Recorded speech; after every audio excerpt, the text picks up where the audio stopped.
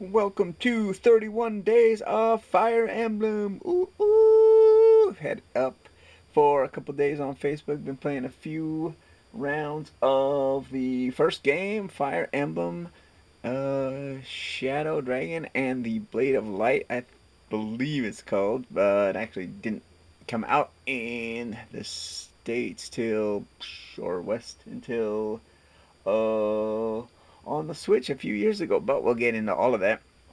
So yeah, we're here on Fire Emblem on Wikipedia, and we're doing this online because I don't have access to any of the product. But there'll be a few videos later in the month regarding that, and yeah, I mean I'm only playing four, so I've got them all either digitally or the carts with me. So yeah, you can scroll down here. Mainly just going to the release timeline. So yeah, Shadow Dragon and the Blade of Light. That's the one I'm playing right now. Again, it was only released on the Famicom in 1990, and then it was re-released, or not re-released. It was remastered or remade, I guess, for the DS a bit later on. And I think it actually has three versions, which is kind of weird. But yeah, and then Gaiden came out in '92. You got Mystery of the Emblem here in '94. And again, all of these, because nobody knew who Marth was until Smash Brothers. Fire Emblem Genealogy of the Holy War, Arcane War Chronicles, and I've got a couple of those I was going to show off. Thracia 776. Got the Binding Blade, the Blazing Blade, and you can see it's there on the advance in English. So, is that the first game that was released? Of course, we just have to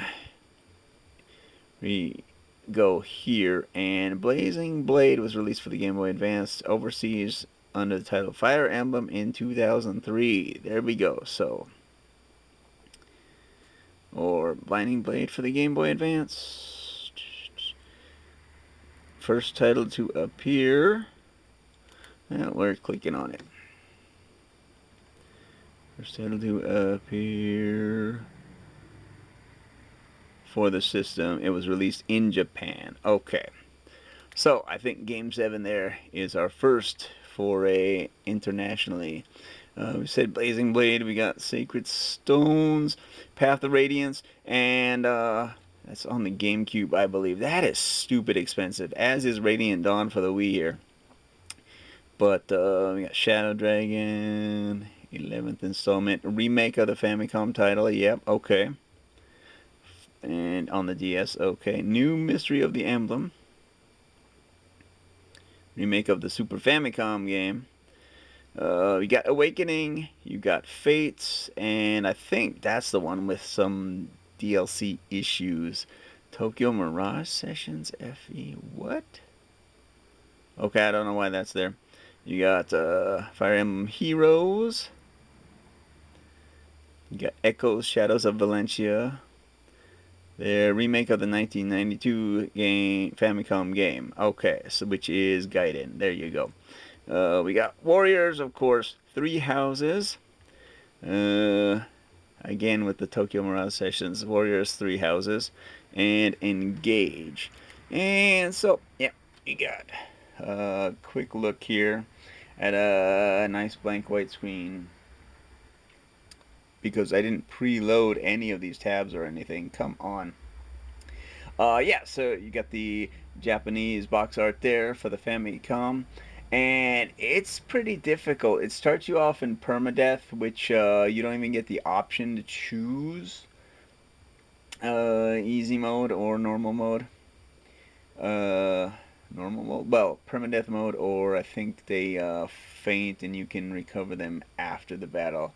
But yeah, so if you screw up and let your guys die instead of reloading a save, then you're gonna have a bad time. And I'm currently on the fifth mission and struggling because some of the guys got knocked out in the second round before I realized that, yeah, that's not good.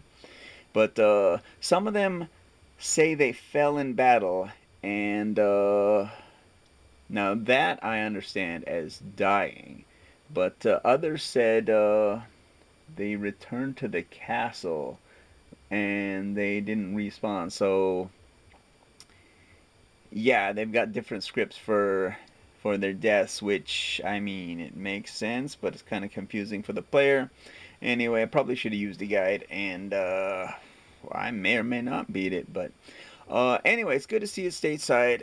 Like I said, it was well. If you want to play it, you can play the remake on the 3DS, or if you were lucky enough to buy it on the Switch in for the 30th anniversary, then you can play it on the Switch. However, that, like Mario 35 and Super Mario All Stars, have been delisted because, yeah, Nintendo loves keeping things available for the people and loves game preservation and whatnot.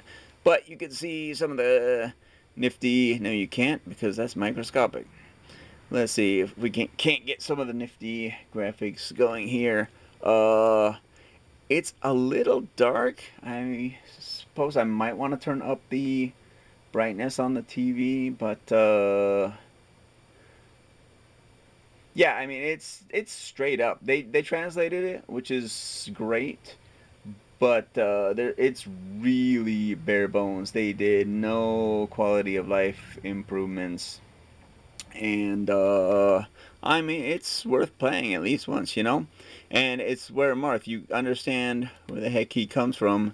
Well, you're ooh, chapter 20. Okay, well don't read that. That's spoilers. And the graphics are pretty simple. I mean it's standard fare. Even some of the themes sounds like is it Dragon Quest? I believe it, and I was like, what? But it's different enough to where Nintendo can avoid the well, could avoid the issues, was able to avoid the issues. I think this was the first stage or something. Anyway, it's fun, and hopefully I'll make it through. And then, well, win or lose, we are gonna move on after about a week or so to Fire Emblem Awakening, and I believe this was my boy Corey, if you remember him from the Kirby Cafe video. He said that this was his favorite game, and I know he'll correct me if I'm wrong there. But so I decided to pick that up, and let's see. First to be developed for the Nintendo 3DS. I think this is the one where I ended up with a UAE copy and was shocked. But it did play on my US 3DS, so it's the same region, no issues, and yeah, at least I won't have to struggle with a Japanese copy. But yeah, so look forward to playing this next. And I mean, they do take a long time to finish, and that's why I don't do RPGs for 31 days, just because they take so long and they're so involved. And I would probably be only be able to get through maybe like 2 or 3 Final Fantasy games, if that. And Pokemon's also long. So oh, I did switch to images here, but oh, hopefully we'll see some. Oh, here's the box art. So that's pretty cool looking. And we got any graphics or gameplay here? Oh, that looks like a board. So, like I said, when I made it Game of the Year, I wasn't really a fan of. Well, I guess they're called tactical RPGs. Us old school gamers would know them as strategy games. But yeah, I guess if I mean, I did like Nobunaga's Ambition way back in the day, and that probably helped fuel the interest in Japanese history and the Warring States period and whatnot. But Yeah, I mean, you're playing on the 3DS. It's not going to be the best graphics out there. But this Crom, okay. I'm looking forward to playing this. Is this also graphics? What the heck is that? I have no idea what that is. Or okay, this looks like our standard dialogue, and yeah, you'll get more used to that as you proceed to Fire Emblem Three Houses, which was again my 2019 game of the year.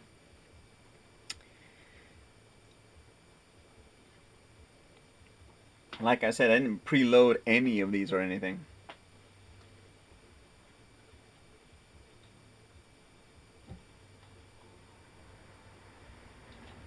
And water is your friend. Okay, so yeah, Three Houses. Again, fantastic. You can start off as any one of the three houses, and of course, I only played through as one because the Edelgard's house here, the Black Eagles. There we go. So you can look at the initial team. Uh, yeah, and back before the update, they only had either 5 or 10 save slots. Uh, and that was a paltry sum. If you want to be able to load up any story point at any time on demand, as I do for some games, it was really frustrating on where to save and where to overwrite.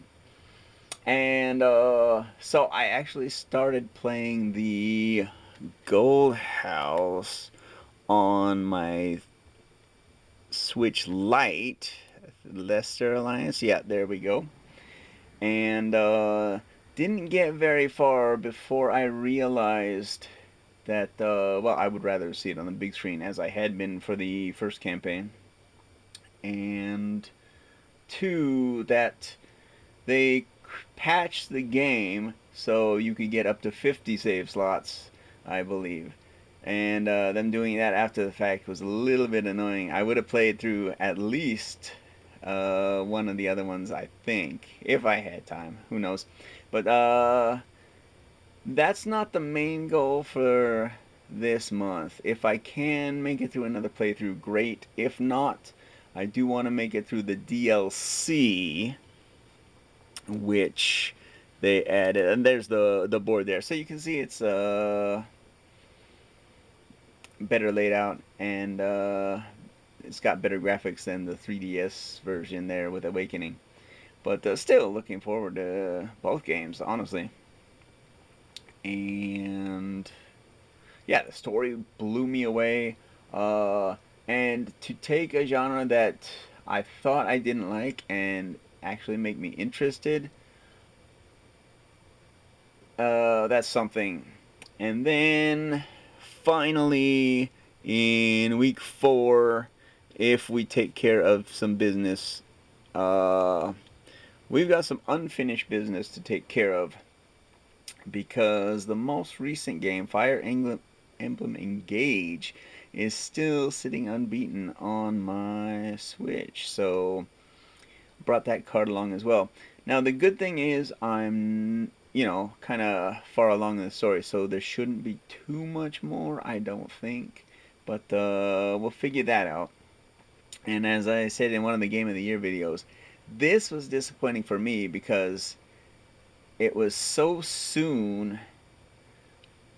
I mean, we go back to our timeline here. And when was he wrote? No, Warriors. On the Nintendo Switch. Yeah, okay.